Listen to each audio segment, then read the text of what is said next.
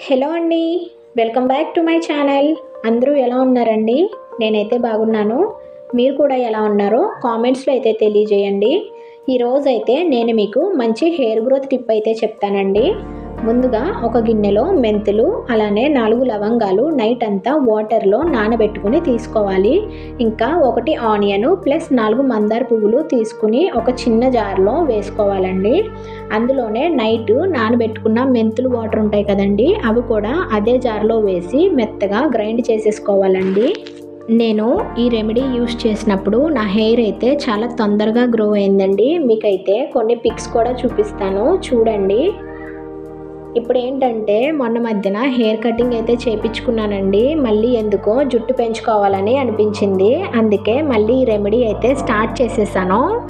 2 months తర్వాత result ఎలా ఉందో నేను మీకు మళ్ళీ వీడియో అప్లోడ్ చేసి చూపిస్తాను. ఇప్పుడైతే హెయిర్కి అప్లై చేసుకుంటాను, చూడండి. ఇలా స్కాల్ప్కి అలానే హెయిర్కి బాగా అప్లై చేసుకోవాలండి. ఇలా ఫింగర్స్తో హెయిర్ని అయితే సెపరేట్ చేసుకుంటూ అప్లై చేసుకోవాలి. ఆనియన్ హెయిర్ గ్రోత్కి చాలా బాగా యూజ్ అవుతుంది. ఆనియన్ జ్యూస్ సెపరేట్గా స్కాల్ప్కి యూజ్ చేయడం వల్ల హెయిర్ చాలా ఫ్రిజీగా అవుతుంది. అందుకే ఇలా మెంతులతో కానీ లేదా ఎలోవెరాతో కానీ మిక్స్ చేసి అప్లై చేసుకుంటే హెయిర్ అనేది ఫ్రిజీగా అవ్వకుండా ఉంటుంది.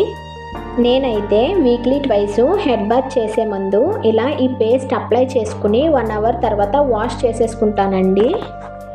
ఇప్పుడైతే మొన్న హెయిర్ కట్ చేయించుకున్నాను అన్నాను కదా, ఆ పిక్ కూడా చూడండి. ఇప్పుడైతే మళ్ళీ ఈ రెమెడీ యూస్ చేయడం స్టార్ట్ చేశాను కదా, 2 మంత్స్ తర్వాత హెయిర్ గ్రోత్ రిజల్ట్స్ ఎలా ఉందో మీకు మళ్ళీ చూపిస్తాను. 1 గంట తర్వాత హెయిర్ వాష్ చేసుకోవాలి. ఇప్పుడు నా హెయిర్ చూడండి ఎంత బాగుందో.